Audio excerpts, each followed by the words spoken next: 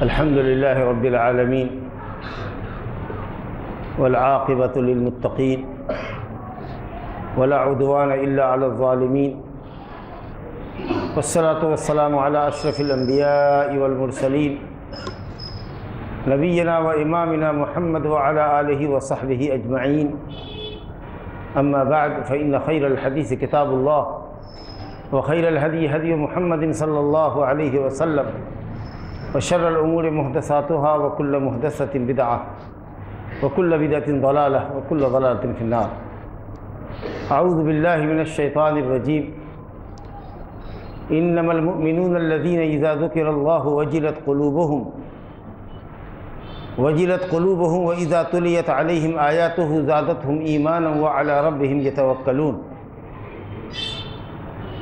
الذين يقيمون الصلاة ومما رزقناهم ينفقون أولئك هم المؤمنون حقا لهم درجات عند ربهم ومغفرة وأجر ورزق كريم.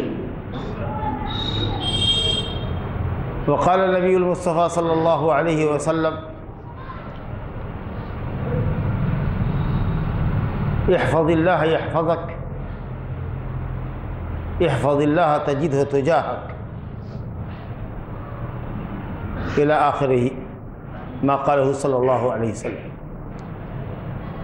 محترم بزرگوں اور دوستو، شہری جمعیت اہل حدیث کولکتہ، جس کے ناظم اعلیٰ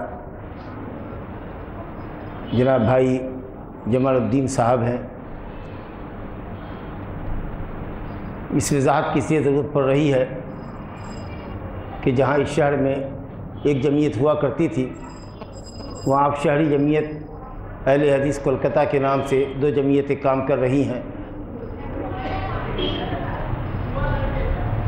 اس لیے اس وضاحت کی ضرورت پڑ رہی ہے، ورنہ اللہ کا شکر ہے کہ شہری جمعیت کے ناظم جناب جمال الدین خان صاحب اپنے نام کی تشہیر کبھی پسند نہیں کرتے. الحمدللہ وہ متواضع خاکسار آدمی ہیں اور میں ان کو پچھلے کئی برسوں سے جانتا ہوں، اور حقیقت یہ ہے کہ جو آدمی اللہ کے لیے تواضع اور خاکساری اختیار کرتا ہے، اللہ اس کے درجے کو اور بلند فرماتا ہے. آج جو جتنا کبر و غرور اور نخوت سے اپنی گردن موٹی کرتا ہے اور اپنے گال پھلاتا ہے، اللہ رب العالمین اس کو اتنا ہی ذلیل اور رسوا کرتا ہے. آپ حضرات کو جیسا کہ معلوم ہے،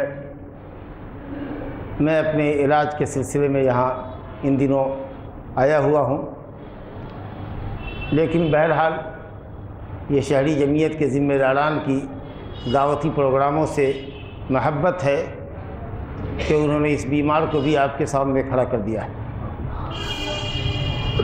اور دینی پروگرام سے، دعوتی مجلسوں سے آپ لوگوں کی اتنی بڑی محبت ہے کہ بڑی لمبی اپیل کے بعد بھی شاید کسی مسجد میں اتنے لوگ اکٹھے نہیں ہوتے ہیں جو معمولی ایک نحیف اعلان کے اوپر، کمزور اعلان کے اوپر ماشاءاللہ بزرگ اور جوان یہاں اکٹھا ہیں، اور پوری مسجد ماشاءاللہ مصلیان سے اور پروگرام میں دلچسپی لینے والوں سے بھری ہوئی.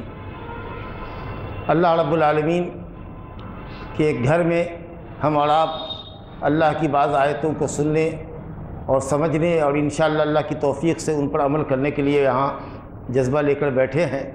اللہ رب العالمین ہمارا اور آپ کا ذکر فرشتوں کے درمیان فرمائے، اور اس مجلس کو اللہ تعالی ہم سب کے لیے مبارک فرمائے، اور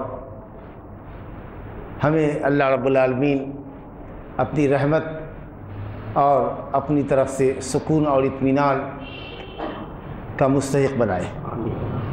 بزرگوں اور دوستو، دو اعلان شاید یک بعد دیگرے آیا،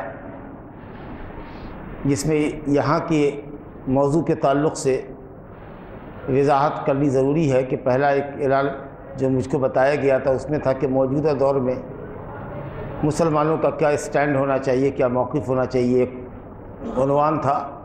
مقصود یہ تھا کہ فتنے کا زمانہ ہے، داخلی اور خارجی فتنے رونما ہو چکے ہیں یا ہو رہے ہیں، ایسی صورت میں مسلمانوں کو کیا کرنا چاہیے؟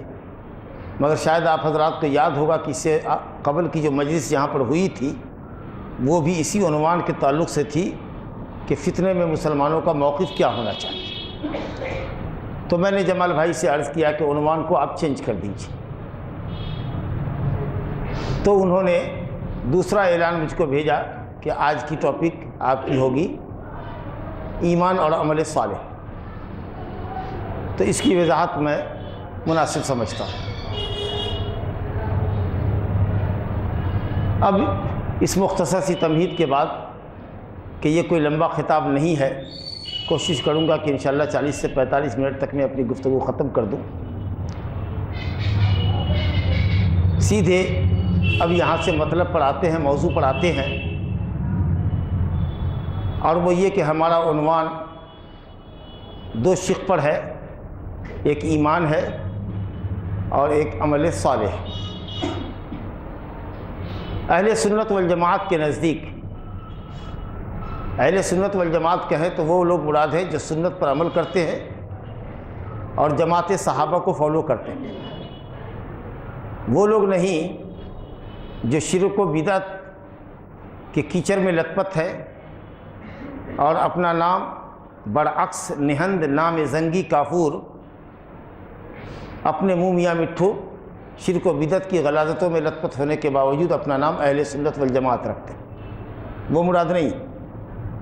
اہل سنت جو سنت والے ہیں، حدیث والے ہیں، اہل الحدیث ہیں، والجماعت صحابہ کرام کی جماعت کو فالو کرنے والے لوگ، ان کے منہج کی پیروی کرنے والے لوگ، وہ مراد ہے۔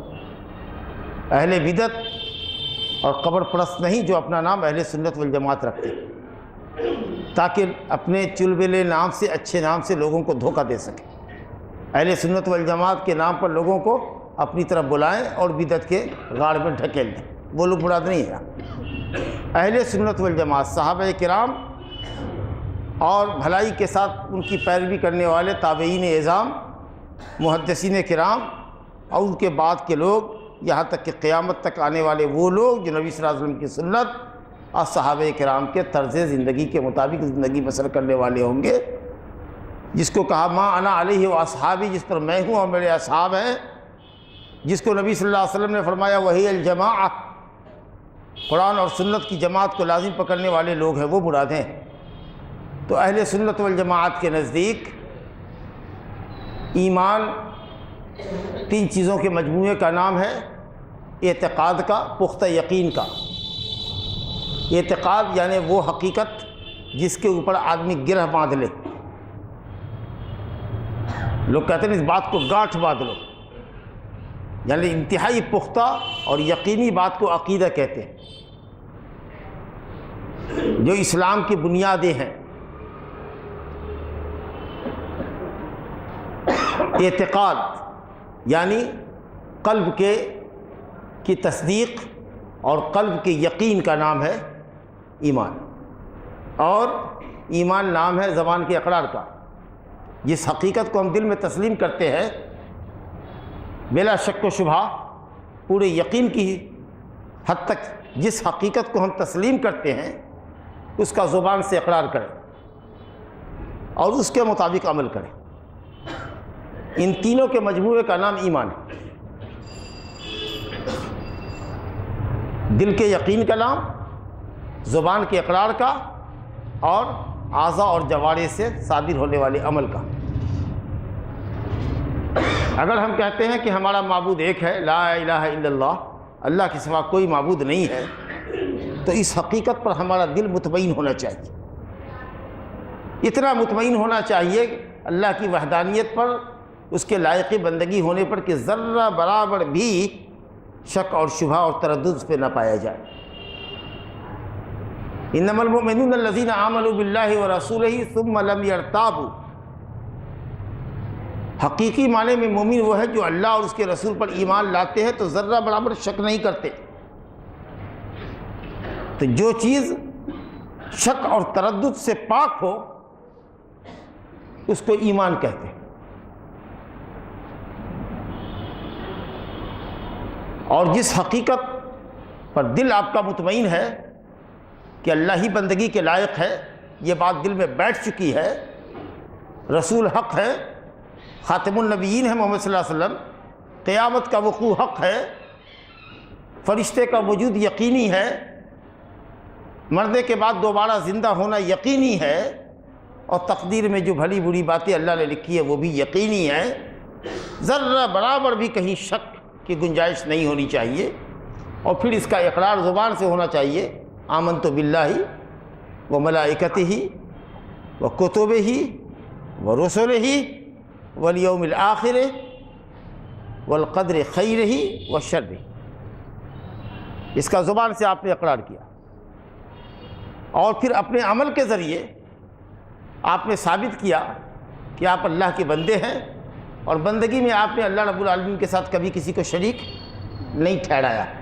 یہ اپنے عمل کے ذریعے آپ نے ثابت کیا کہ آپ اللہ ہی کے بندے ہیں، اپنے نفس کے بندے نہیں، آپ شیطان کے بندے نہیں، کیونکہ غیر اللہ کی پرستش پر شیطان انسان کو آمادہ کرتا ہے۔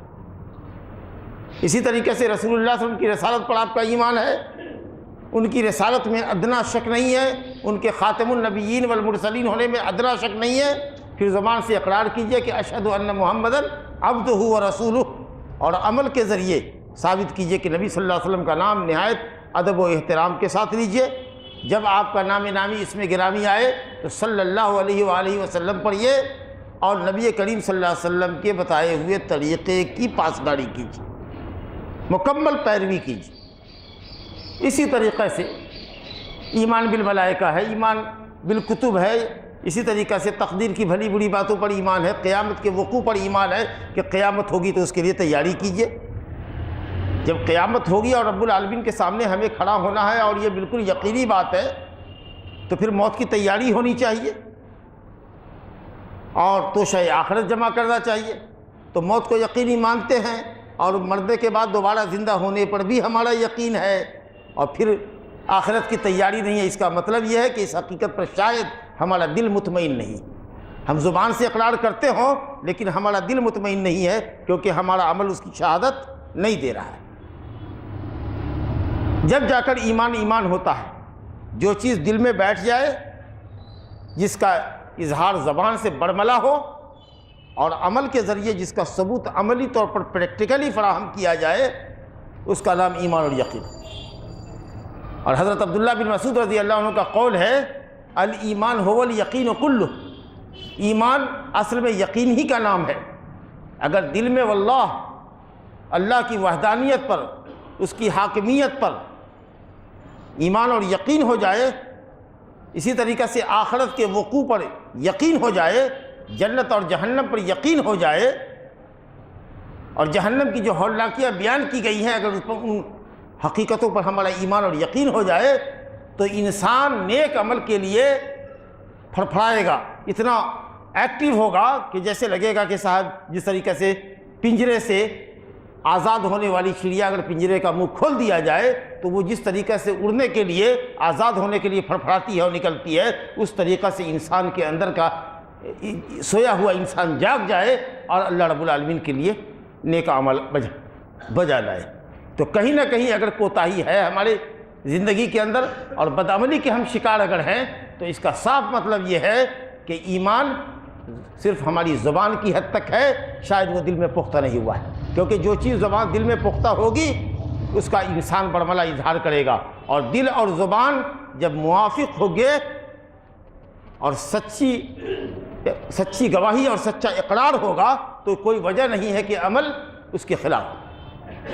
پھر یہ بھی غور کیجئے کہ جب ایمان کی تعریف آپ حضرات نے سن لیا کہ ایمان 3 چیزوں کے مجموعے کا نام ہے، دل کے تصدیق و یقین کا نام ہے، زبان کے اقرار کا نام ہے، اور اعضاء اور جوارح سے اس کے مطابق عمل کرنے کا نام ہے، اس کے باوجود بھی پورے قرآن مجید کو آپ الٹ کر دیکھ لیجئے تو جہاں بھی اللہ رب العالمین نے ایمان کا ذکر کیا ہے اس کے ساتھ عمل صالح کا ذکر کیا ہے۔ قرآن مجید الٹ کے دیکھیے، جہاں بھی دیکھیے گا ان الذین آمنوا وعملوا الصالحات، الا الذین آمنوا وعملوا الصالحات والذین آمنوا وعملوا الصالحات، پورے قرآن مجید میں آپ دیکھ جائیے۔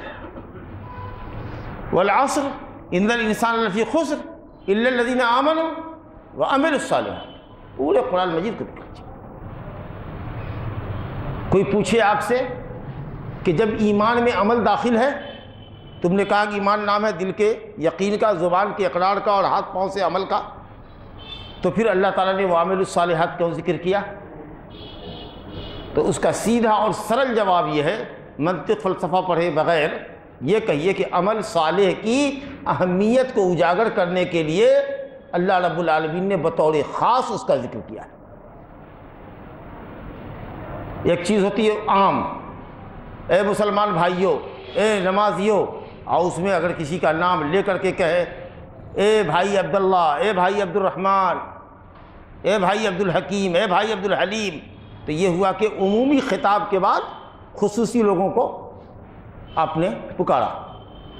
تو ایمان جب کہا الا الذین آمنوا، تو مجموعی اعتبار سے یہ عمل کو شامل ہے، لیکن جب وعامل الصالحات کہہ لیا الگ سے تو عمل صالح کی اہمیت اور اجاگر ہو گئی، اور یہ سمجھ میں آیا کہ صرف دل کا اعتقاد اور زبان کا اقرار کافی نہیں ہے جب تک کہ مومن کی زندگی میں نیک عمل نہ ہو۔ ماشاءاللہ، اچھی بات ہے۔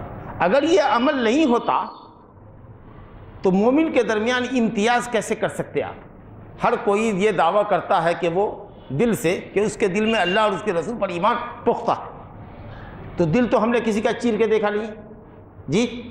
زبان سے ہر کوئی لا الہ الا اللہ کی گواہی دیتا ہے، تو جو چیز امتیاز پیدا کرتی ہے کہ آپ زبانی مسلمان ہیں کہ واقعی مسلمان ہیں، اس کو کون چیز پروف کرتی ہے؟ انسان کا عمل جی۔ تو یہ عمل ہی ہے جو انسان کے درمیان امتیاز کرتی ہے۔ جو جس قدر زیادہ نیک عمل کرتا ہے وہ اس قدر اللہ کا متقی بندہ ہوتا ہے، جو جتنا کم کرتا ہے وہ کم ہوتا ہے۔ اور جو کبھی نماز نہ پڑھے مثال کے طور پر، کہ مجھے اللہ پر ایمان اور یقین ہے، اور زبان سے کلمہ بھی پڑھتے سنا دے آپ کو، اور ایک وقت کی نماز بھی کبھی نہ پڑھے، تو آپ کہیں گے کہ یہ مسلمان نہیں ہے، یہ صرف زبانی مسلمان ہے۔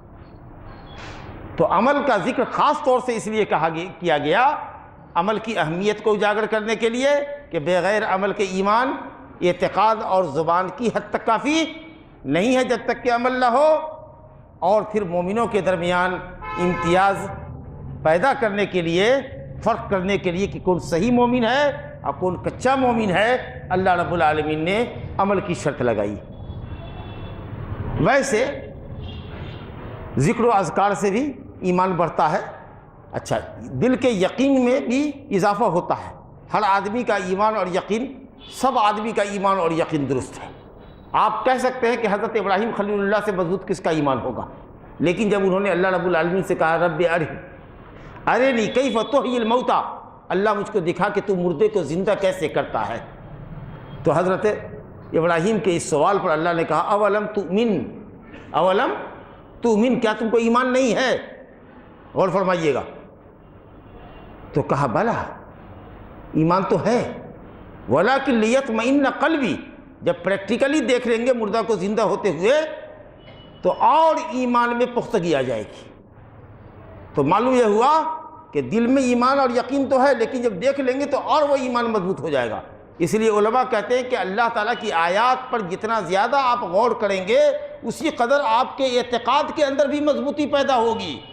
جس قدر آپ اللہ رب العالمین کا ذکر ورد زبان کریں گے اس قدر آپ کے ایمان میں اضافہ ہوگا، اور پھر پریکٹیکلی جو عبادات ہیں ان عبادات کو آپ انجام دیں گے، اور گناہوں سے جب پرہیز کریں گے تو ماشاءاللہ آپ کا ایمان ایک دم پروف ہو جائے گا۔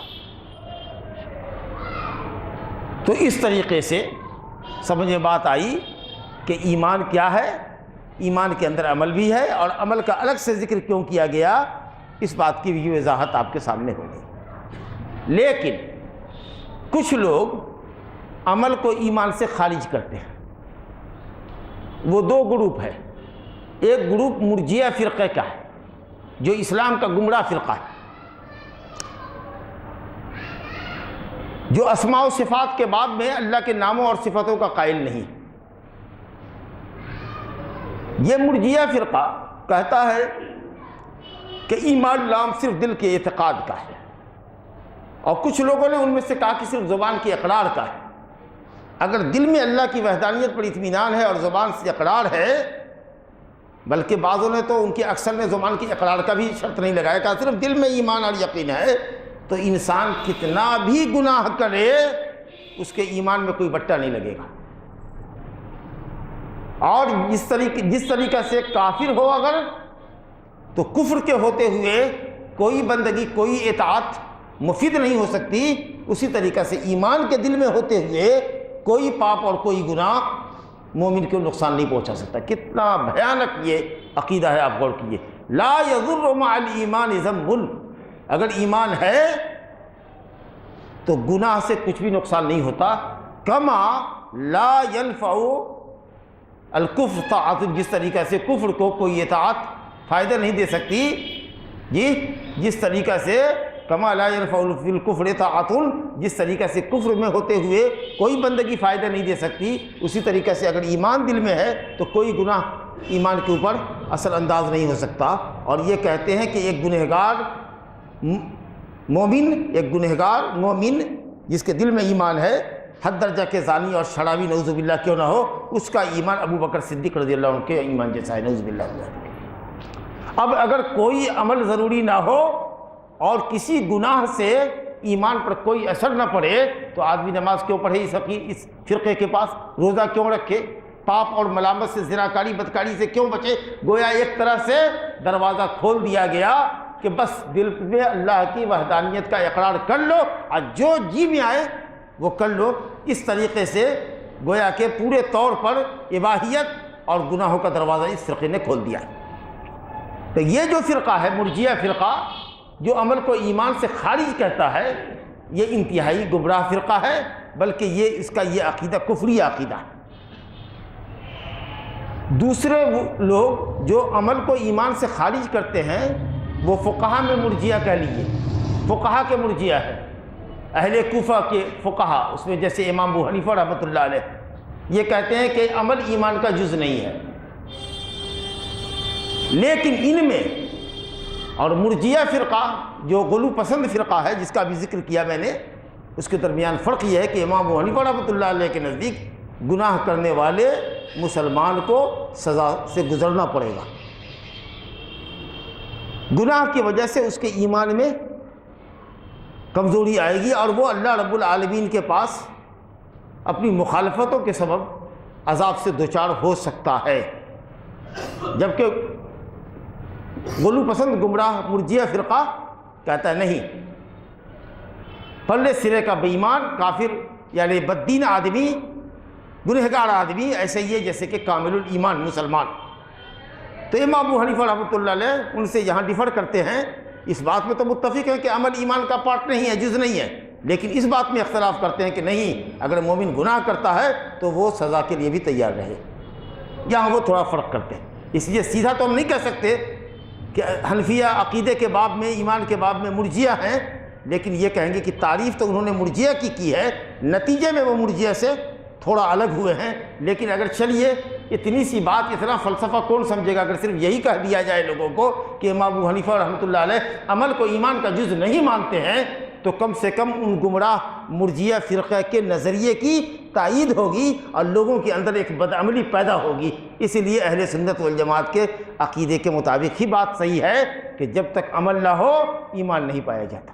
اللہ اکبر۔ چنانچہ امام بخاری رحمۃ اللہ علیہ کہتے ہیں کہ میں نے کسی بھی ایسے شخص سے کوئی حدیث نہیں لی بخاری میں، 1000 آدمی سے میری ملاقات ہے مشائخ سے، وہ سب کے سب یہ کہتے تھے کہ ایمان قول و عمل کے مجموعے کا نام ہے، عمل کو ایمان سے خارج نہیں کرتے تھے۔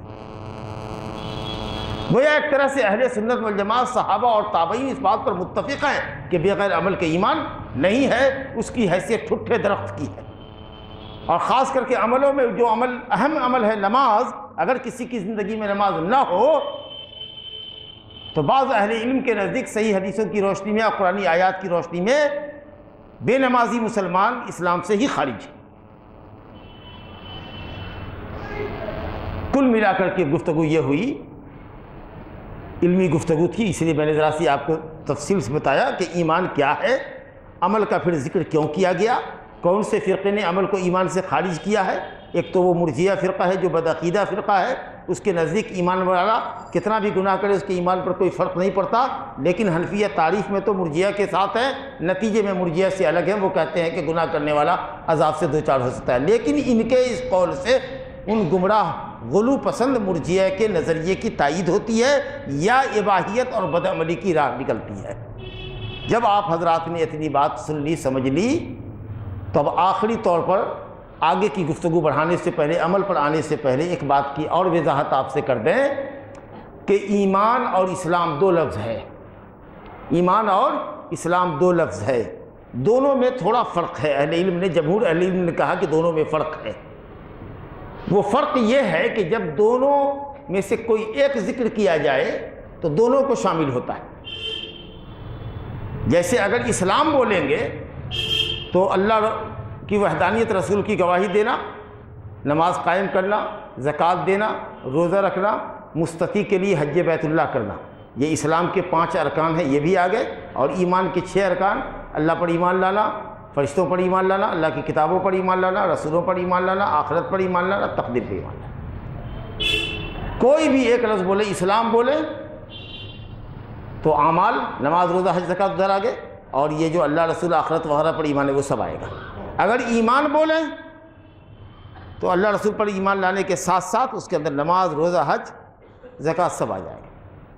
لیکن جب دونوں ایک ساتھ ذکر کیے جائیں، جیسے کہ حدیث جبریل میں ہے کہ حضرت جبریل امین علیہ السلام جب تشریف لائے انسانی شکل میں، آپ پوچھا نبی صلی اللہ علیہ وسلم سے کہ اسلام کیا ہے، تو آپ نے اسلام کی تفصیل کیا بتائی کہ اسلام یہ ہے کہ تم گواہی دو اللہ کے سوا کوئی معبود نہیں اور محمد صلی اللہ علیہ وسلم اللہ کے رسول ہے، نماز قائم کرو، زکوٰۃ دو، رمضان کا روزہ رکھو، حج بیت اللہ کرو اگر طاقت ہے تو۔ پھر انہوں نے پوچھا ایمان کیا ہے، تو کہا ایمان یہ اللہ پر ایمان لاؤ، رسول پر ایمان لاؤ، فرشتے پر ایمان لاؤ، کتاب پر ایمان لاؤ، آخرت پر ایمان لاؤ، تقدیر پر ایمان لاؤ۔ دونوں کا الگ الگ بیان کیا۔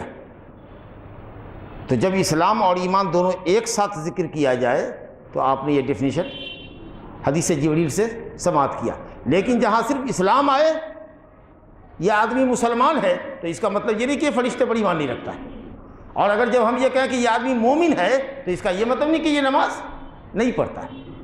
جیسے اگر کہیے فقیر اور مسکین، دونوں میں فرق ہے، بولو پیسہ جا کر کے فقیروں کو بانٹ دو، تو فقیر جو ہوگا اس کو بھی ملے گا، جو مسکین ہوگا اس کو بھی ملے گا۔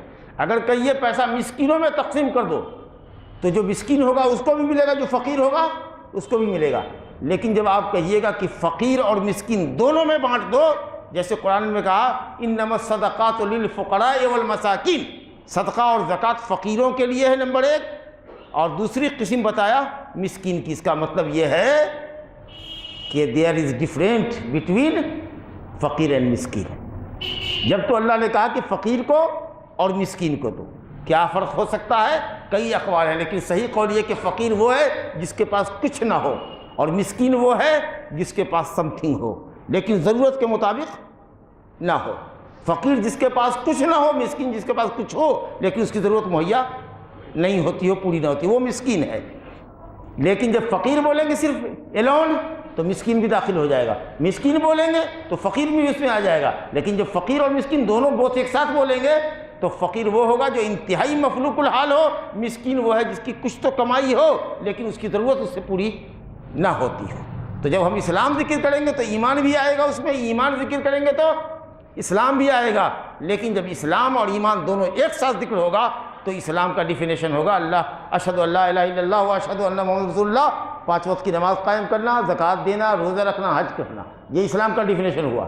ایمان کا ہوگا اللہ پر ایمان لانا، رسول پر ایمان لانا، فرشتوں پر، کتاب پر، آخرت پر اور تقدیر کے اوپر ایمان لانا۔ یہ دوسرا پوائنٹ ہوا جو آپ کے سمجھنے کا تھا۔ اور تیسری بات ایمان ہی کے تعلق سے اور ایک بتا دیں کہ ایمان بڑھتا بھی اور گھٹتا بھی، یعنی ایمان تو تصدیق کا نام ہے لیکن بڑھتا اور گھٹتا ہے کا مطلب یہ کہ اس میں مزید یقین آئے گا۔ یقین کے بھی درجات ہیں، یقین کے بھی درجات ہیں۔ مثال کے طور پر میں اس کو کامنلی بتاتا ہوں آپ کو کہ اگر آپ کے نزدیک میں سچا ہوں، اگر آپ لوگ مجھ کو سچا سمجھتے ہیں، تو میں اگر آپ سے یہ کہوں کہ میرے پاس بہترین خوشبو ہے، میرے پاس اس وقت بہترین خوشبو ہے، اگر میں آپ کو یہ کہوں اور آپ مجھے بالکل سچا سمجھتے ہیں تو آپ کے دل کو یقین ہوگا کہ ہاں مولوی صاحب سچ بول رہے ہیں۔ کیا بھائی کوئی شک ہے آپ کے دل میں؟ نہیں، بالکل نہیں مولوی صاحب۔ اس کے بعد ہم نے شیشی نکالی مثال کے طور پر، جب آپ نے اپنی آنکھوں سے دیکھ لیا تو آپ کے ایمان میں اور یقین میں اضافہ ہوا۔ میں نے کہا تھا کہ یہ بہت اچھی ہے، بہت اچھی ہے، اور پھر میں کھول کے آپ کو سنگھا دوں اور آپ اس کو سن کے ماشاءاللہ واقعی، تو آپ بتائیے کہ جب ہم سچے تھے آپ کے نزدیک اس وقت کے ایمان میں، جب شیشی آپ نے دیکھ لیا اس وقت کے ایمان اور یقین میں، اور جب آپ نے اس کو سونگھ لیا اس وقت کے ایمان اور یقین میں فرق ہے کچھ کی نہیں ہے؟ تو معلوم یہ ہوا کہ ایمان اگرچہ تصدیق اور یقین کا نام ہے، لیکن یقین کے درجات ہیں۔ اگر یہ درجہ نہ ہوتا تو پھر یہ کہیے کہ جب تک حضرت ابراہیم خلیل اللہ نے مردے کو زندہ ہوتے ہوئے نہیں دیکھا تھا اس وقت ان کا ایمان پختہ نہیں تھا، حالانکہ بالکل پختہ تھا۔ نبی صلی اللہ علیہ وسلم نے فرمایا کہ اگر کوئی ابراہیم کے ایمان پر شک کرتا ہے تو میں زیادہ لائق ہوں کہ میرے ایمان پر شک کرے، لیکن اگر تم میرے ایمان پر شک نہیں کرتے تو ابراہیم کے ایمان پر بدرجہ اولا شک نہیں کر سکتے۔ اللہ اکبر۔ اسی جب رب العالمین نے فرمایا کہ کیا تم کو ایمان نہیں ہے تو کہا ہاں ایمان تو ہے، لیکن ہم چاہتے کہ اور ایمان مضبوط ہو جائے، تو کہا اللہ تعالیٰ نے فَخُذْ أَرْبَعَةً مِّنَ الطَّيْرِ، 4 پرندے کو لے لے، خوب ہلا کے دیکھ لے کون کس رنگ کا ہے، کس شکل کا ہے، چونچ کیسی ہے، آنکھیں کیسی ہے، پر کیسے ہیں، کتنے اس کے رنگ ہیں، خوب ہلا کر کے بڑھیا سے دیکھ لے، اور اس کے ٹکڑے ٹکڑے کر دے، اور تمام ٹکڑوں کو ملا کر کے 4 پہاڑ کے اوپر رکھ دے، سب کا گوشت سب کا پنکھ مل گیا، اور اس کے بعد سمت ہونا، اور پھر ان پرندوں کو بلا کہ آ جا چاروں پرندے، یاتینک سعیا، وہ سب دوڑتے ہوئے آئیں گے، چلتے نہیں۔ اللہ اکبر، کیا قرآن کی بلاغت ہے۔ یہ نہیں کہا کہ چلتے ہوئے آئیں گے کمزور کے، ابھی ذبح کیے گئے ہیں، ابھی وہ پھر اسمبل ہوئے ہیں اللہ کی قدرت سے تو پلپلے ہیں کمزور، نہیں، ایسے دوڑتے ہوئے آئیں گے جیسے کہ وہ پہلے دوڑتے تھے۔ اللہ اکبر، یاتینک سعیا، اللہ اکبر۔ اور خوب اچھی طریقے سے ابراہیم جان لو کہ اللہ ہر چیز پر قادر ہے۔ تو ایمان جو دل کی تصدیق کا نام ہے، تصدیق کے اندر بھی جس قدر دلائل پر غور کریں گے، آپ آنکھ سے دیکھیں گے تو عین الیقین ہوگا، اور جب اس کو پریکٹیکلی دیکھیں گے اور عمل میں برتیں گے تو حق الیقین ہو جائے گا، حق الیقین۔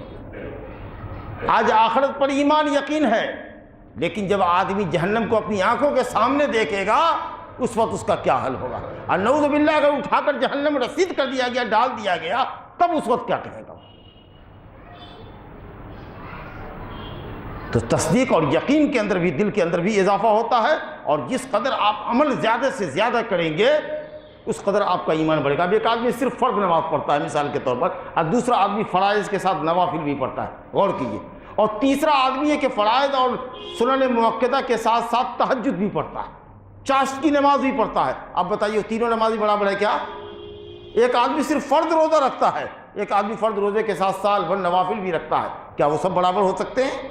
ایک آدمی صرف زکوٰۃ دیتا ہے، ایک آدمی زکوٰۃ کے ساتھ ساتھ نفلی صدقات بھی سال بھر کرتا رہتا ہے، هل یستویان، کیا وہ دونوں برابر ہو سکتے ہیں؟ نہیں ہو سکتے۔ تو اعمال جتنے زیادہ ہوں گے اسی قدر ایمان آپ کا بڑھے گا، اور اعمال جتنے کم ہوں گے ایمان اتنا ڈیمیج اور کمزور ہوتا چلا جائے گا۔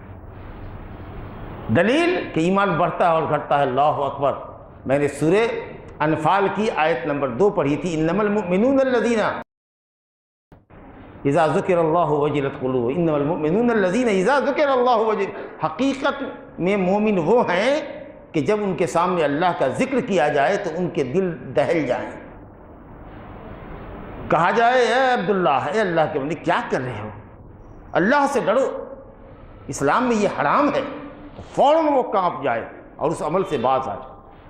یہ ہے دل دہلنے کا مطلب، اس کا فوراً اس گناہ سے باز آ جائے۔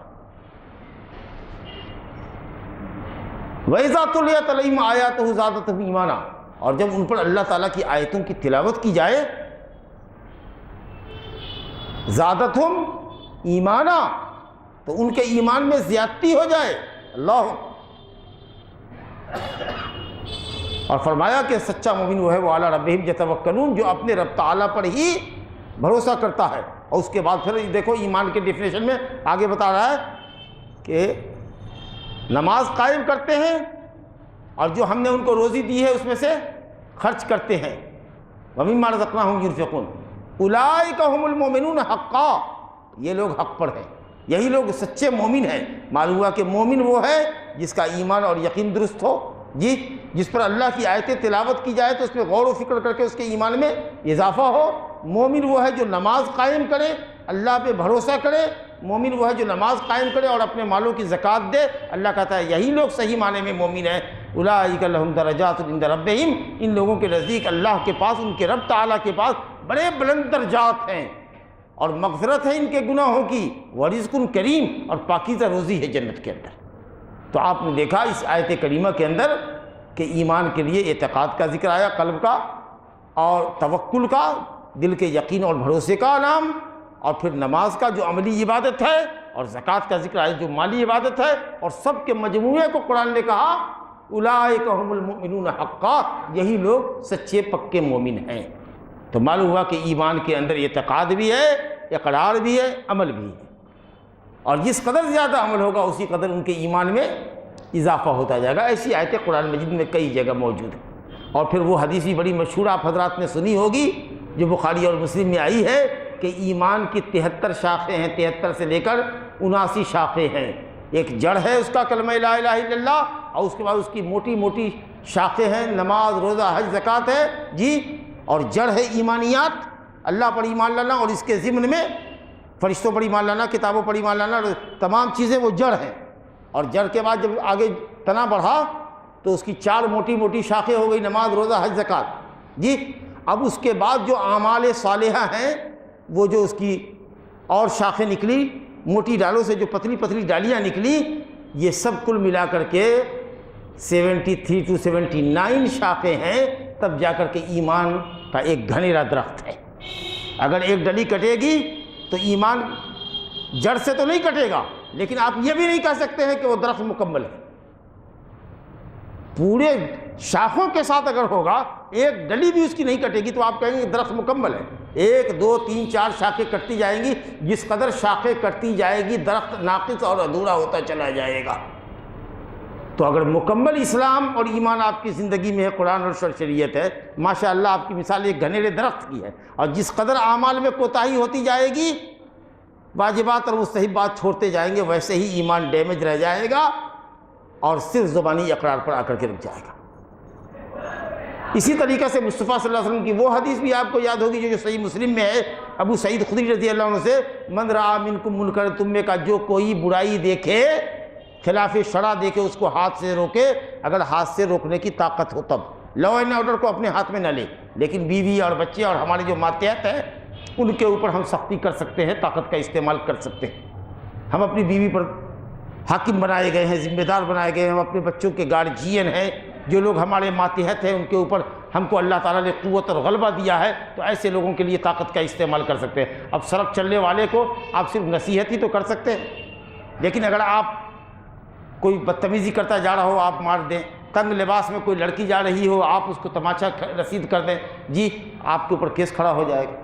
تو یہ لا اینڈ آرڈر آپ کو نہیں لینا. اللہ سے آپ بچیے، ڈریے، اپنی نظر کو پھیر لیجیے، سمجھا کہ نہیں. لیکن ہاں نصیحت کر سکتے ہیں تو نصیحت کیجیے.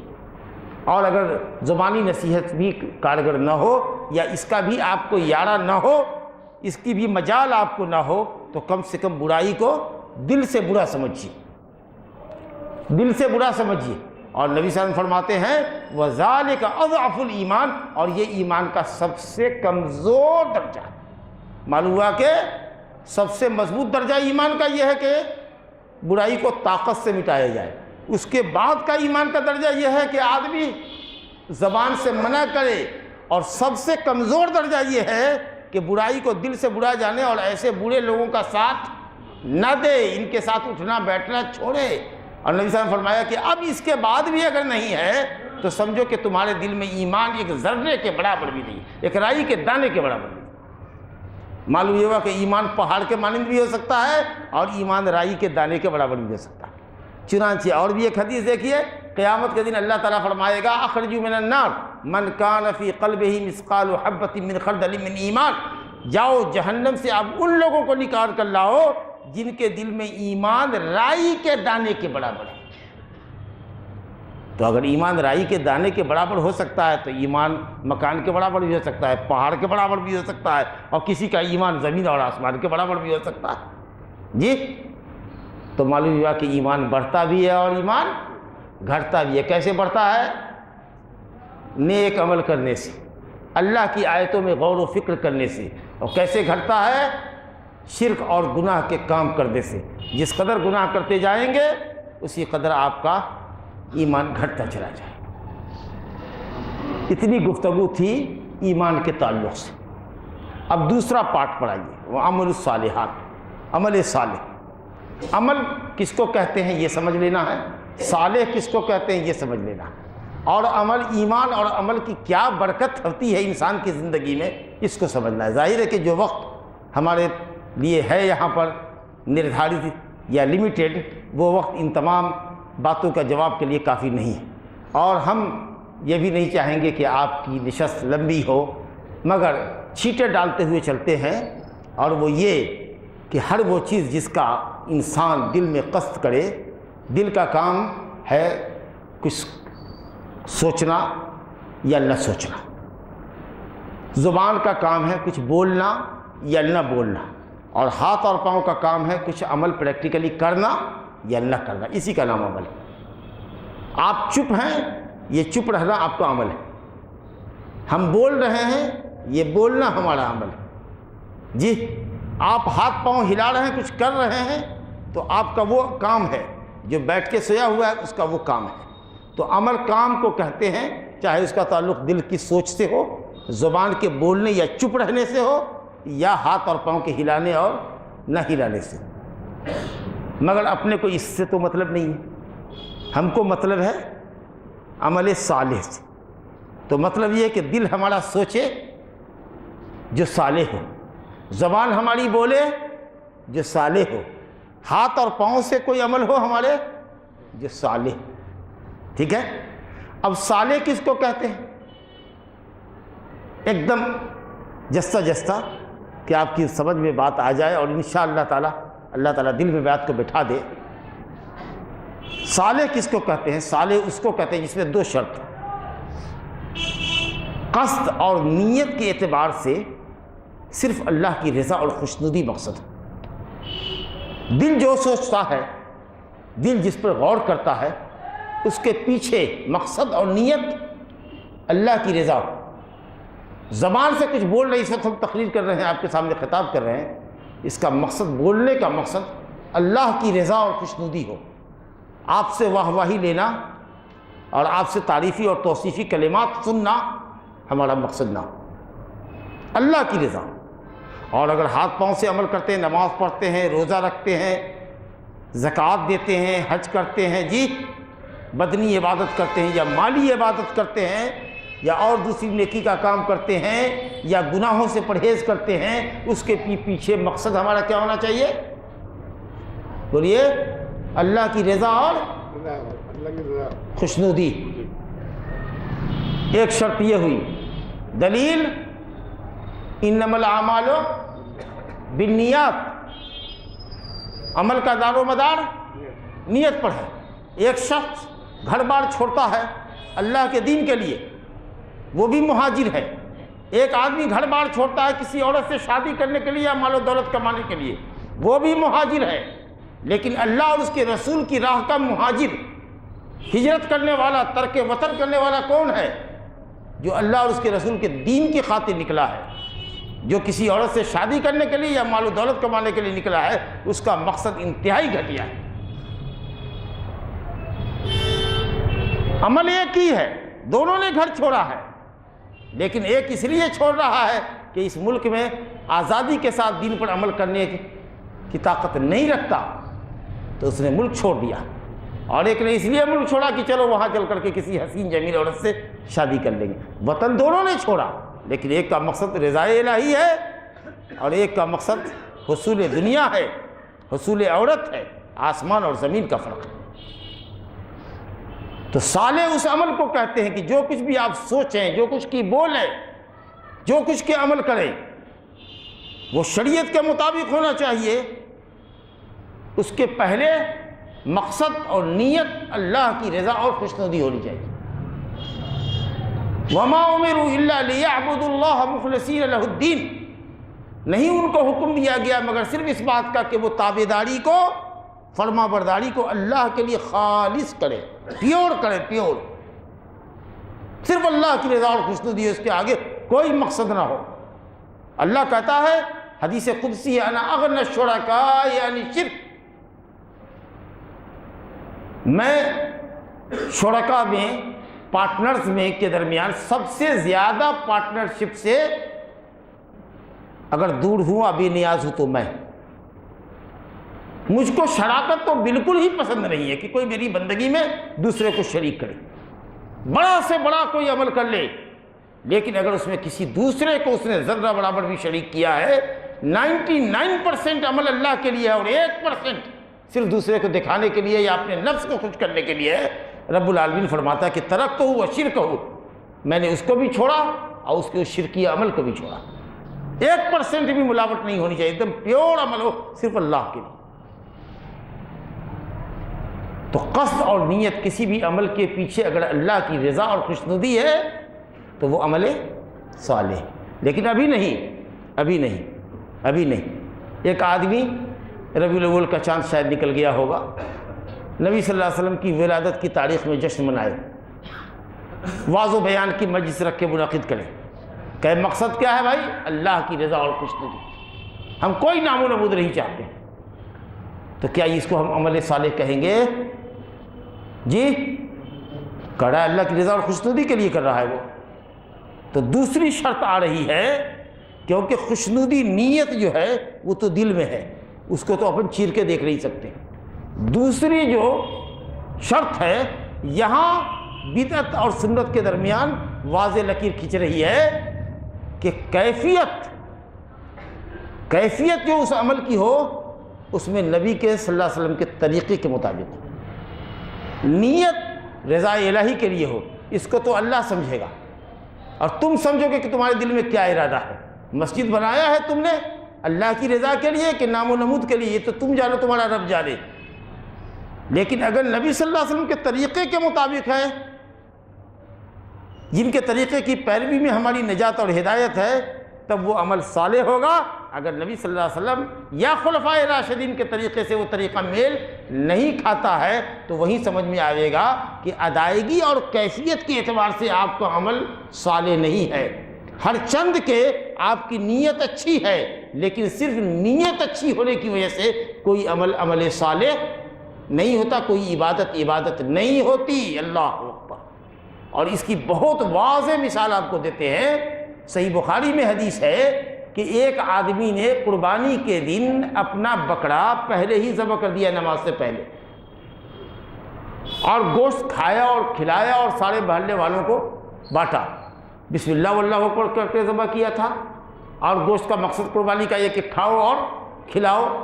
ذبح کا طریقہ بھی نبی صلی اللہ علیہ وسلم کے مطابق تھا، اور قربانی کا مقصد بھی تقرب الی اللہ تھا، لیکن جب نبی صلی اللہ علیہ وسلم نے فرمایا کہ میرا طریقہ یہ ہے، جب خطبہ دینے کھڑے ہوئے تو آپ نے کہا کہ آج کے دن، قربانی کے دن، میرا طریقہ یہ ہے کہ پہلے ہم 2 رکعت نماز ادا کریں گے، اس کے بعد ہم قربانی کریں گے۔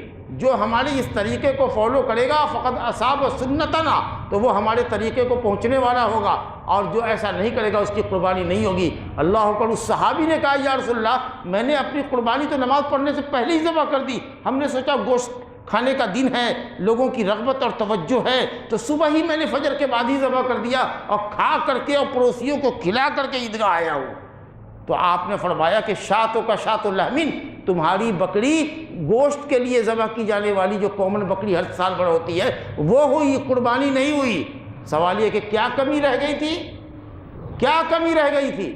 کیا اللہ کی رضا اور خوشنودی مقصود نہ تھا؟ اس کے سب تھا، صرف ایک کمی رہ گئی تھی کہ اس نے نبی صلی اللہ علیہ وسلم کے طریقے کے مطابق نہیں کیا تھا، کیونکہ نبی کا طریقہ نماز کے بعد قربانی کرنے کا تھا، اس نے پہلے کیا۔ تو چاہے عمل کے اوپر آپ جتنا بلند و بانگ دعویٰ کر لیں کہ یہ عمل ہمارا اللہ کی رضا اور خوشنودی کے لیے ہے، لیکن تب تک وہ عمل آپ کا صالح نہیں ہوگا جب تک کہ وہ ادائیگی کے اعتبار سے نبی کے طریقے کے مطابق نہ ہو آپ کی عبادت، جب جا کر کے عمل صالح ہوگا۔ اور جو کچھ یہاں نیک عمل آپ کریں گے اس ضابطے کے مطابق، وما تفعلوا من خیر یعلمہ اللہ، جو بھی نیک عمل کرتے ہیں اللہ اس کو بہتر جانتا ہے، اور جو بھی آپ کریں گے واقیموا الصلاۃ وآتوا الزکاۃ واقرضوا اللہ قرضا حسنا وما تقدموا لانفسکم وما تقدموا لانفسکم من خیر، اپنے لیے جو بھی نیکی اور بھلائی آگے بھیجو گے، زندگی میں جو بھی نیک عمل کرو گے، تجدوہ عند اللہ، اللہ کے پاس اس کو پاؤ گے۔ جو نیک عمل کرے گا وہ نیک عمل کو پائے گا، اس کے ثواب کو پائے گا، جو برا عمل کرے گا وہ برے عمل کو پائے گا۔ تو اس لیے ضروری ہے کہ ہم عمل کریں اور شریعت کے مطابق کریں، لیبل شریعت کے کتاب و سنت کے مطابق ہو، رضا الہی ہو کتاب و سنت کے مطابق۔ اللہ اکبر۔ تو جس کا بھی عمل اللہ اکبر اس طرح کے پختہ ایمان اور یقین پر اور رضا الہی پر، سنت نبوی پر مبنی ہوگا، اس آدمی کے عمل کو عمل صالح کہیں گے، اور اس عمل کرنے والے کو عمل صالح کرنے والا کہیں گے۔ وہ گویا اپنے عملوں کے ذریعے اللہ سے تجارت کر رہا ہے، کامیاب ہوگا، اس کی دنیا اور آخرت کامیاب ہوگی، اور جو ایسا نہیں کرتا ہے وہ ہر جگہ خائب و خاسر ہوگا اور ندامت کے آنسو بہائے گا، اور جب اللہ کی جہنم کو اور عذاب کو سامنے دیکھے گا تو اس وقت تمنا کرے گا کہ کاش میں دنیا میں پلٹا دیا جاتا، کچھ لمحے کے لیے تو صرف نیکی ہی کر کے آتا۔ لیکن ہے نہیں انسان، رب العالمین تو ایسا تو ہوگا نہیں، لیکن رب العالمین تو جو نہیں ہونے والی چیز ہے وہ اگر ہو جائے تو کیسی ہوگی اس کو بھی جانتا ہے نا، نہیں سمجھا؟ جو چیز نہیں ہے اگر وہ ہو تو کیسی ہوگی اس کو بھی اللہ جانتا ہے۔ اللہ کہتا ہے وَلَوْ رُدُّوهُ لَعَادُوا لِمَا نُهُوا عَنْهُ۔ ایک تو ان کا دنیا میں پلٹ کے آنا دوبارہ محال ہے، یہ تو ہوگا نہیں، سمجھ دیں گے، لیکن اگر پلٹا بھی دیا جائے ان کو دنیا میں تو یہ دنیا میں آ کے وہی کریں گے جو پہلی مرتبہ کر چکے تھے، جی پھر بھول جائیں گے اللہ تعالیٰ سے کیا ہوا وعدہ۔ اتنی رنگین دنیا ہے، اتنی رنگین دنیا جو اللہ نے بنائی ہے، اس میں گم ہو جائے گا۔ لیکن یہ زینت جو زمین پر اللہ نے بنائی ہے، اللہ نے کہا ہے لِيَبْلُوَهُمْ أَيُّهُمْ أَحْسَنُ عَمَلًا إِنَّا جَعَلْنَا مَا عَلَى الْأَرْضِ زِينَةً لَهَا لِنَبْلُوَهُمْ أَيُّهُمْ أَحْسَنُ عَمَلًا۔ زمین پر جو کچھ ہم نے زینت بناؤ سنگار بنایا ہے وہ اسی لیے تاکہ ہم دیکھنا چاہتے ہیں کہ تم میں کا عمل کے اعتبار سے اچھا کون ہے جو دنیا کی رنگینیوں سے دامن بچا کر اللہ کو راضی اور خوش کرتا ہے، اور کون ہے جو دنیا کا اور زینت کا بندہ بن کے رہ گیا۔ یہ زمین و آسمان اللہ نے کیوں پیدا کیے؟ هو الذی خلق السماوات والارض فی ستۃ ایام وکان عرشہ علی الماء لیبلوکم ایکم احسن عملا۔ وہی اللہ ہے جس نے زمین و آسمان کو 6 دن میں پیدا کیا۔ زمین و آسمان کی پیدائش سے پہلے اس کا عرش پانی پر تھا تاکہ وہ آزمائے کہ تم میں کا عمل کے اعتبار سے اچھا کون ہے۔ تو زمین و آسمان کے بنانے کا مقصد عمل ہے، اچھے عمل کروانا۔ اللہ تعالیٰ فرماتا ہے هو الذی خلق الموت والحیات لیبلوکم ایکم احسن عملا۔ وہی اللہ ہے جس نے موت کو پیدا کیا اور زندگی کو پیدا کیا تاکہ وہ تم کو آزمائے کہ تم میں کا عمل کے اعتبار سے اچھا کون ہے، عمل صالح کرنے والا کون ہے۔ تو تمہاری پیدائش کا مقصد، حیات و موت کا مقصد، زمین اور آسمان کے بنانے کا مقصد ہمارے اور آپ کے رب العالمین کے نزدیک کیا ہے کہ وہ ہم سے نیک عمل چاہتا ہے، اور اس لیے نہیں چاہتا ہے کہ وہ نعوذ باللہ ہمارے نیک عمل کا محتاج ہے، بلکہ وہ ہم سے محبت کرتا ہے۔ وہ کہتا ہے اگر میری قربت چاہتے ہو، میری نوازش چاہتے ہو، دنیا اور آخرت کی کامیابی چاہتے ہو تو نیک عمل کرو، دل بھی پاکیزہ ہوگا، تم بھی پاکیزے رہو گے، معاشرے میں بھی تمہارے نیک عمل کی خوشبو پھیلے گی، دنیا بھی سنورے گی، آخرت بھی سنورے گی، بڑے اچھے اثرات تمہاری زندگی میں ایمان صحیح اور عمل صالح کے مرتب ہوں گے۔ بہت سی آیات ہیں، چونکہ وقت ابھی اجازت نہیں دے رہا اس لیے مختصر کرتے ہیں کہ اللہ تعالیٰ نے فرمایا ہے، کئی ایک آیتوں کو پڑھ کر کے بات ختم کرتا ہوں کہ رب العالمین نے فرمایا وَعَدَ اللَّهُ الَّذِينَ آمَنُوا مِنْكُمْ وَعَمِلُوا الصَّالِحَاتِ لَيَسْتَخْلِفَنَّهُمْ فِي الْأَرْضِ۔ سورہ نور آیت نمبر 55 کی آیت ہے، یہ 55ویں آیت ہے۔ اللہ کہتا ہے کہ اللہ نے ان لوگوں سے جو ایمان والے ہیں اور نیک عمل والے ہیں وعدہ کیا ہے کہ ان کو زمین کی خلافت اور بادشاہت عطا کرے گا۔ اب اس سے زیادہ کیا چاہیے؟ اگر بادشاہت آپ سے چھن گئی یا دنیا کے مسلمانوں سے چھن گئی تو اس کی وجہ یہ ہے کہ انہوں نے ایمان اور عمل کے تقاضے پورے نہیں کیے. سیدھی سی بات ہے. اللہ کہتا ہے کہ ان کے دین کو ہم مضبوط کر دیں گے. دنیا کا سب سے غالب دین اسلام رہے گا. اگر آج اسلام غالب نہیں ہے، ہر طرف سے اسلام پر یلغار ہو رہا ہے اور ہم دبو بنے بیٹھے ہوئے ہیں، تو اس کا مطلب یہ ہے کہ ہمارے اندر ایمانی اور عمل کی اسپرٹ ختم ہو گئی. اللہ تعالیٰ فرماتا ہے کہ ہم تمہارے خوف کو امن سے بدل دیں گے. اسلام سے پہلے لوگ خوف زدہ تھے. اسلام کی برکت سے دنیا امن کا گہوارہ ہو گئی. اسلام امن اور شانتی کا مذہب ہے. لیکن یہ مسلمان اس وقت دنیا کی سب سے زیادہ مقہور، مجبور اور دہشت میں، خوف میں، ہراس میں جینے والی قوم اس وقت دنیا میں مسلمان ہے. اتنی بڑی تعداد ہو کر کے بھی سب سے کمزور اور سب سے زیادہ خوف و ہراس میں زندگی بسر کرنے والی قوم اگر کوئی ہے تو مسلمان ہے. اور شاید دنیا کی آبادی کا 2% بھی یہودی نہ ہو، وہ ساری دنیا پر حکومت کر رہے ہیں. اللہ تعالیٰ نے شرط لگائی تھی یعبدوننی لا یشرکون بی شیئا. شرط یہ کہ صرف اللہ کی بندگی کرو، دوسرے کسی کو شریک مت کرو. کتنے بڑے بڑے قبروں پر قبے بنے ہوئے ہیں جس کو مزار کہا جاتا ہے، مشاہد کہا جاتا ہے، حاضری کی جگہ. ایک تو مساجد تھی حاضری کی جگہ، لیکن اس کے مقابلے میں لوگوں نے مشاہد بنایا حاضری کی جگہ. گویا یہ حاضری کی جگہ نہیں ہے، وہ حاضری کی جگہ جی.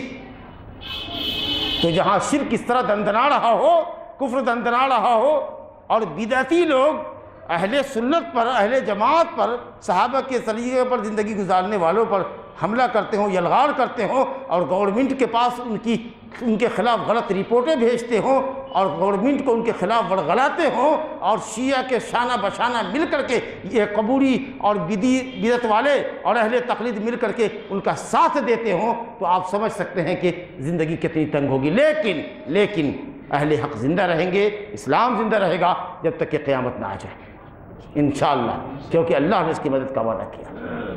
یہ ایمان اور عمل کی برکت ہے. روزی روٹی کا مسئلہ ہے، لوگ تنگی کے شکار ہیں. خیال رزق ہے، رزاق کا خیال نہیں.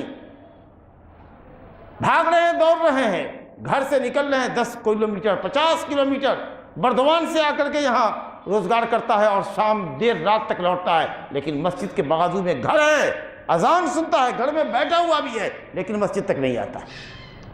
اللہ کہتا ہے الذین ان مکناہم فی الارض اقاموا الصلاۃ وآتوا الزکاۃ وامروا بالمعروف ونہوا عن المنکر وللہ عاقبۃ الامور. اگر ہم زمین کی بادشاہت دیں جن لوگوں کو، تو ان کی خوبی یہ ہوگی کہ وہ نماز قائم کرنے والے ہوں گے، زکوٰۃ دینے والے ہوں گے، بھلائی کا ایک دوسرے کو حکم کرنے والے ہوں گے، برائی سے روکنے والے ہوں گے. ہے یہ صفت آپ کے اندر؟ نماز قائم کرتے ہیں، زکوٰۃ پوری دیتے ہیں، بھلائی کا حکم کرتے ہیں، برائی. اگر یہ صفت نہیں ہے تو کائی کے لیے آپ اس بات کا سپنا دیکھتے ہیں کہ زمین میں آپ کی بادشاہت ملے؟ کیوں تک یہ رزق کی شکایت کرتے ہیں اگر آپ کے اندر ایمان اور اللہ کا خوف نہیں ہے؟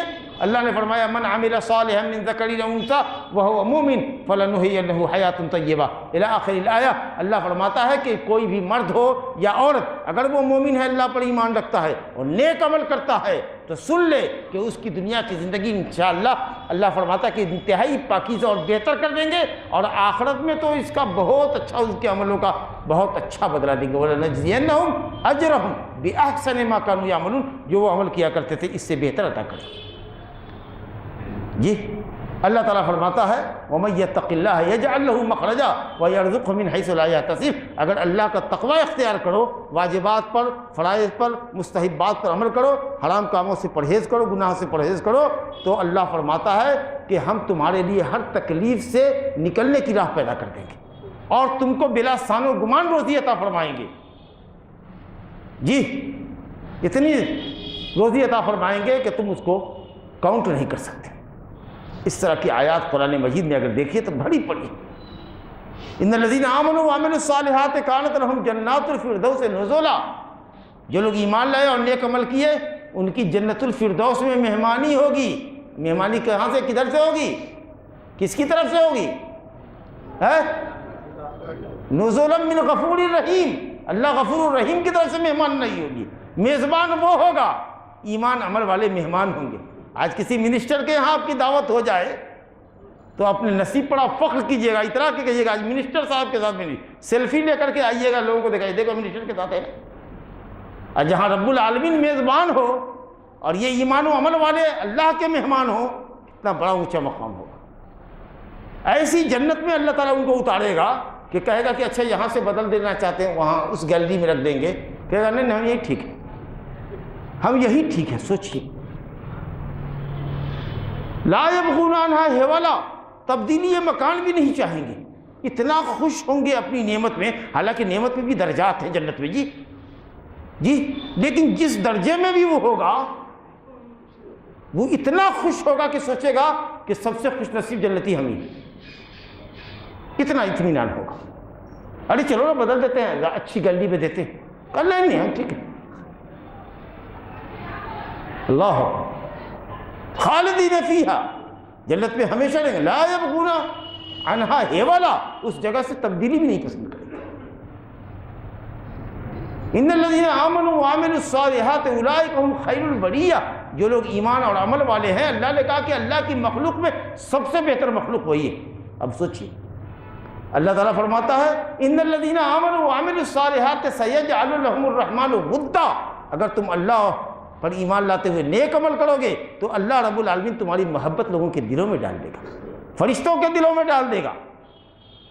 اللہ تعالیٰ نے فرمایا، حدیث قدسی ہے کہ بندہ سب سے زیادہ مجھ سے قریب ہوتا ہے واجبات و فرائض کے ذریعے، اور پھر بندہ نیک عمل کرتا رہتا ہے، نوافل کرتا رہتا ہے، یہاں تک کہ جب میں اس کو پسند کر لیتا ہوں تو آسمان والوں کو پکار کے اللہ تعالیٰ کہتا ہے کہ اللہ فلاں بندے سے محبت کرتا ہے، تم اس سے محبت کرو، فرشتے محبت کرتے ہیں، پھر اس کی محبوبیت اور مقبولیت زمین میں اتار دی جاتی ہے۔ لیکن جو حدیث اس وقت میرے پیش نظر تھی وہ یہ ہے کہ اللہ تعالیٰ کہتا ہے کہ وَلَا يَزَالُ الْعَبْدُ يَتَقَرَّبُ إِلَيَّ بِالنَّوَافِلِ، جب بندہ نوافل کثرت سے پڑھتا ہے تو میں اس سے محبت اتنا کرتا ہوں کہ میں اس کی آنکھ ہو جاتا ہوں، اس کے ہاتھ اور اس کے پاؤں ہو جاتا ہوں۔ اب صوفی گمراہ صوفی لوگ کہتے ہیں اچھا اللہ اللہ اللہ کرنے سے آدمی اللہ میں لین ہو جائے گا، پیوست ہو جائے گا، اللہ اس کے اندر حلول کر جائے گا، ایسا مطلب نہیں ہے۔ میں اس کی آنکھ ہو جاتا ہوں، ہاتھ اور پاؤں ہو جاتا ہوں کا مطلب یہ ہے کہ اب اس کو اتنے نیک عمل کی توفیق عطا کرتا ہوں کہ وہ بندہ دیکھتا ہے تو وہی چیز جو اللہ کو پسند ہو، پاؤں سے چلتا ہے اسی راستے پر جس راستے پر چلنا اللہ کو پسند ہو،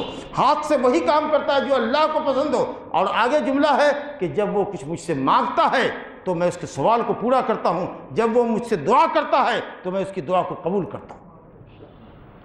یہ نیک اعمال کی برکت ہے۔ اللہ تعالیٰ فرماتا ہے سورہ انعام آیت نمبر 82 میں، الذین آمنوا ولم یلبسوا ایمانہم بظلم اولئک لہم الامن وہم مہتدون، جو لوگ مومن ہیں اور ظلم نہیں کرتے، شرک نہیں کرتے، پاپ گناہ نہیں کرتے، اور اللہ کے بندوں پر ظلم نہیں کرتے، مارتے پیٹتے نہیں، طاقتور کمزور کو نہیں ستاتے، مالدار غریبوں کو ستاتے نہیں، اللہ تعالیٰ فرماتا ہے کہ ایسے ہی لوگوں کے لیے امن ہے اور ایسے ہی لوگ ہدایت یافتہ ہیں۔ کتنی آیت آپ کے سامنے پڑھ کے تھے، آیات قرآن مجید میں بھری پڑی جی۔ تو میرے بھائیوں، اللہ تعالیٰ نے بہت سے اعمال رکھے ہیں۔ اب اعمال صالحہ کی فہرست آپ کو کیا بتا دیں؟ صحابہ میں سے بعض صحابہ نے کہا رسول اللہ ایسا کچھ عمل بتائیے تو جنت میں جائیں۔ کہا بہت بھاری سوال کیے، سمجھا کہ نہیں، بڑا اہم سوال کر دیا۔ کہا جی بتائیے۔ کہا کہ پہلی بات اللہ کی بندگی کرو، اس کے ساتھ کسی کو شریک مت کرو، کیونکہ مشرک پر اللہ کی جنت حرام۔ جنت میں جانا چاہتے ہو، نمبر 1 اللہ کی توحید کو پختہ کرو، شرک سے بچو، نمبر 2 نماز قائم کرو، نمبر 3 زکوٰۃ دو، اور نمبر 4 میں آپ فرمایا کہ اپنے رشتہ داروں کے ساتھ صلہ رحمی کرو، اپنے رشتہ داروں سے رشتے کو جوڑو۔ ایک صحابی نے کہا یا رسول اللہ آؤ کچھ عمل بتائیے اس سے نماز جنت میں جائیں، تو آپ نے فرمایا افش السلام، سلام پھیلاؤ، سلام کثرت سے ایک دوسرے کو کرو، وَأَطْعِمِ الطَّعَامَ، اور کھانا کھلاؤ، محتاجوں اور مسکینوں کو بھی اور دوستوں کو بھی کبھی کبھی بلا لیا کرو۔ یہ بھی محبت کی بات ہے، محبت ہے، کیونکہ ایمان نام ہے محبت کا۔ کہا نبی صلی اللہ علیہ وسلم نے کہ تم مومن نہیں ہو سکتے، تم جنت میں داخل نہیں ہو سکتے جب تک کہ مومن نہ ہو، اور تم مومن نہیں ہو سکتے جب تک کہ تم آپس میں ایک دوسرے سے محبت نہ کرو۔ تو محبت آپس میں لگانے کے لیے، مضبوط کرنے کے لیے دسترخوان بچھانا ہوگا کہ نہیں علی بھائی؟ تو فقیر مسکین کو تو کھلانا ہی ہے، دوستوں کو بھی بلا لیا کرو جی۔ تو وَأَطْعِمِ الطَّعَامَ، اور کہا وَصَلِّ بِاللَّيْلِ وَالنَّاسُ نِيَامٌ، رات میں نماز پڑھو، درا حالے کی دنیا سو رہی جی۔ وصل الارحام، اور صلہ رحمی کرو۔ فرمایا تدخل الجنت بسلام، ادخل الجنت بسلام، سلامتی کے ساتھ جنت میں چلا جائے۔ یہ سب نبی صلی اللہ علیہ وسلم نے اعمال بتائے، یہ سب اعمال بتائے، لیکن ان کے ساتھ ساتھ ضروری ہے کہ گناہوں سے بھی پرہیز کرو۔ ایک طرف عمل کی دیوار تیار کر رہے ہیں اور دوسری طرف گناہوں سے اس کو ڈائنامیٹ کریں۔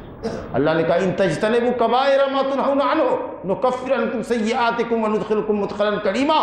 نیک عمل کے ساتھ ساتھ گناہوں سے بچو گے تب تمہارے گناہوں کو، چھوٹے چھوٹے گناہوں کو مٹا دیں گے اگر بڑے گناہوں سے بچو گے، اور مدخل کریم عزت کی جگہ میں یعنی جنت میں داخل کریں گے۔ اس کے لیے ضروری کیا ہے؟ نیک عمل کے ساتھ ساتھ ضروری کیا ہے کہ گناہوں سے، حرام کاموں سے بھی پرہیز کرو، ورنہ نیک عمل کرنا تعمیر کرنا ہوا اور برا عمل کرنا اس پہ کلہاڑا مارنا ہوا۔ اور بڑے گناہوں سے بچنے کے لیے ضروری ہے کہ آدمی شبہات سے پرہیز کرے۔ یہ عمل حلال بھی ہے، حرام بھی ہے۔ ایک مولوی کہتا ہے حلال ہے، ایک مولوی کہتا ہے حرام ہے، چھوڑ دو اس کو۔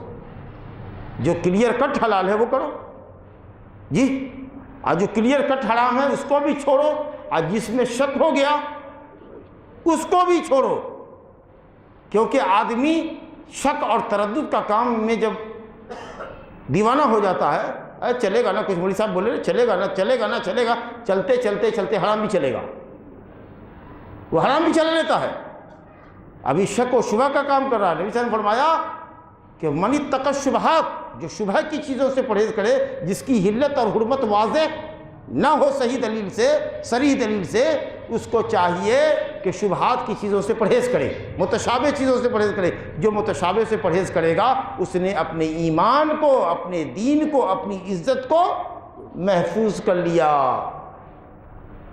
اور فرمایا کہ سنو، جس میں انسانی میں ایک چھوٹا سا لوتھڑا ہے دل، اگر وہ درست ہو گیا تو سارے اعضاء سے صادر ہونے والے عمل درست ہوں گے، اور اگر دل فاسد ہو گیا، وہ بیمار ہے، اس میں شرک ہے، اس میں بدعت ہے، اس میں گناہوں کی محبت ہے، تو سارا عمل ہی تمہارا برباد ہوگا۔ اللہ سبحانہ و تعالیٰ سے توفیق کی ہم اپنے لیے اور آپ سب کے لیے دعا کرتے ہیں۔ ایک حدیث سنا کر کے بات ختم کرتے ہیں، ایک حدیث، یہ آخری پیرا ہوگا۔ ترمذی میں، سنن ترمذی میں بسند حسن ابو ہریرہ رضی اللہ عنہ سے روایت ہے کہ نبی کریم صلی اللہ علیہ وسلم نے فرمایا اتق اللہ، اتق المحارم تکن اعبد الناس۔ اللہ تعالیٰ نے جن چیزوں کو حرام کیا ہے ان سے بچو، دنیا کے سب سے عبادت گزار بن جاؤ گے۔ غور فرمائیے، جن کاموں کو اللہ تعالیٰ نے حرام کیا ہے ان کاموں سے بچو، دنیا کے عبادت گزار انسان بن جاؤ گے، اعبد الناس، عبادت گزار لوگوں میں ہو جاؤ گے۔ اور فرمایا کہ ورد بما قسم اللہ لک تکن من اغنى الناس، جتنا اللہ تم کو روزی دے رہا ہے اس پہ قناعت کرو، اس پر قناعت کرو، اس پر راضی رہو، تو دنیا کے مالدار اور بے نیاز لوگوں میں سے ہو جاؤ گے۔ اللہ جتنا دے رہا ہے بہت دے رہا ہے، بہت دے رہا ہے۔ کبھی بھی آپ کے دل میں حرص اور ہوس پیدا نہیں ہوگی، تو جتنا اللہ دے اس پر قناعت، کیونکہ حرص اور لالچ کا پیٹ، لالچی جب مرے گا قبر میں جائے گا تبھی اس کی لالچ ختم ہوگی جی۔ اگر کسی بادشاہ کو 7 ملک کی بادشاہت مل جائے تو بھی وہ چاہے گا کہ 8واں ملک بھی اس کی سلطنت میں ہونا چاہیے۔ منہ سے بس کرتے نہ ہرگز یہ خدا کے بندے، منہ سے بس کرو، بس کرو، یہ خدا کے بندے بس کرنے والے نہیں ہیں، گر حریصوں کو خدا ساری خدائی دیتا۔ تو جتنا مل رہا ہے اس پر قناعت کرو، مالدار ہو جاؤ گے۔ اور تیسری چیز فرمایا کہ اپنے پڑوسی کے ساتھ اچھا سلوک کرو، مومن بن جاؤ گے۔ اور اپنے مسلمان بھائیوں کے لیے وہی جذبہ رکھو، وہی بھلائی اور خیر کا جذبہ رکھو جو اپنے لیے کرتے ہو، پکے مسلمان بن جاؤ گے۔ اور 5ویں چیز فرمایا کہ بہت ہنسو مت، کثرت سے ہنسنے سے پرہیز کرو، کیونکہ زیادہ ہنسنا دل کو مردہ کر دیتا ہے، اللہ کا خوف دل سے نکل جاتا ہے۔ کبھی کبھی آخرت کو یاد کرو، اپنی موت کو یاد کرو، اپنے گناہوں کو یاد کر کے اللہ کے سامنے رو، گر گراؤ۔ رقت تاری ہوگی جب آنکھ سے آنسو بہے گا، دل نرم ہوگا، تو دین کی طرف طبیعت کا میلان ہوگا۔ اللہ سبحانہ و تعالی ہمیں اور آپ کو کہنے اور سننے سے زیادہ عمل کی توفیق عطا فرمائے۔ انہ تعالی سمیع مجیب۔ صلی اللہ علیہ نبینا محمد وعلی آلہ وصحبہ اجمعین۔